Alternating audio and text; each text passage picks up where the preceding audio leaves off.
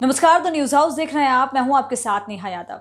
निजाम कानपुरी का एक बहुत पुराना शेर है, तेरे वादों पर कहां तक फरेब करे, कुछ ऐसा बहाना कर कि ये आस टूट जाए। जी हाँ, मध्य प्रदेश में भी दो अलग अलग सरकारों के हाथों छले गए हजारों अतिथि विद्वानों के हालात भी कुछ यूं ही हैं।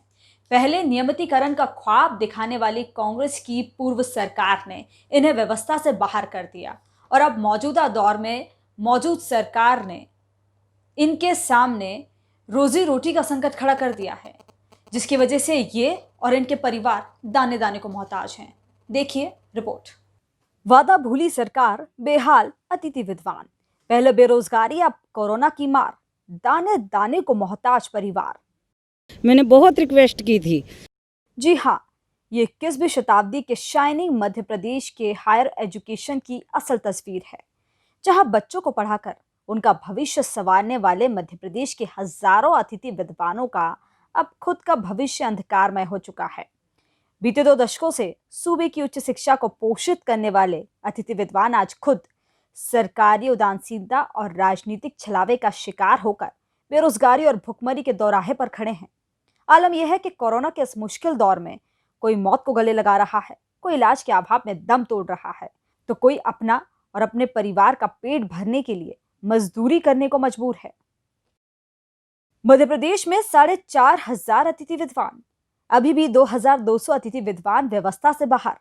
कोरोना काल में गई 4 अतिथि विद्वानों की जान। आर्थिक तंगी के कारण 2 अतिथि विद्वानों ने की खुदकुशी। पैसे और इलाज के अभाव में 2 अतिथि विद्वानों की मौत। 4 जून से लगातार मंत्रियों के बंगलों के चक्कर लगा रहे मेरे हस्बैंड की ये कंडीशन हो गई थी कि शायद अगर मैं उनके लिए अगर बाहर नहीं निकलती तो वो अब तक वो भी आत्महत्या कर चुके होते।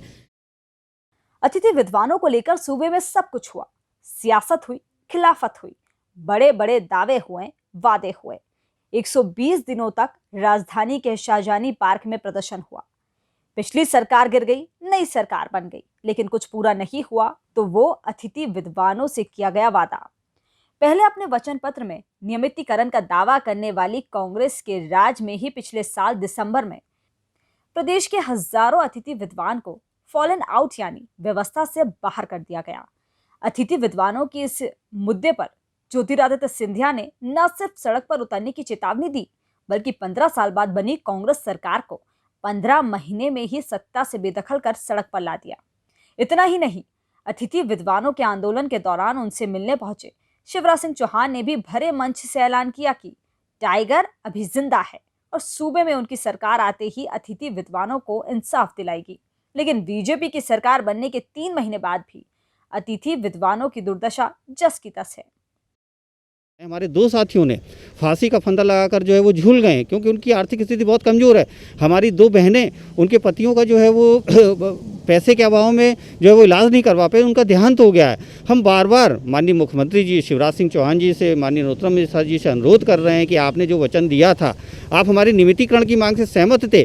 हम आपसे कह रहे हैं कि आप पहले हमारे सबसे पहले फॉलन आउट अतिथिवानों को अंदर कीजिए, उनकी रोजी रोटी की व्यवस्था कीजिए और उसके बाद आप प्रक्रिया जो है वो स्टार्ट कीजिए। पहले पूर्व की कांग्रेस सरकार के हाथों चले गए, तो वहीं अब मौजूदा शिवराज सरकार की अनदेखी ने हजारों अतिथि विद्वानों और उनके परिवार के सामने 2 जून की रोटी का संकट खड़ा कर दिया है। द न्यूज हाउस के लिए दीपक श्रीवास्तव की रिपोर्ट।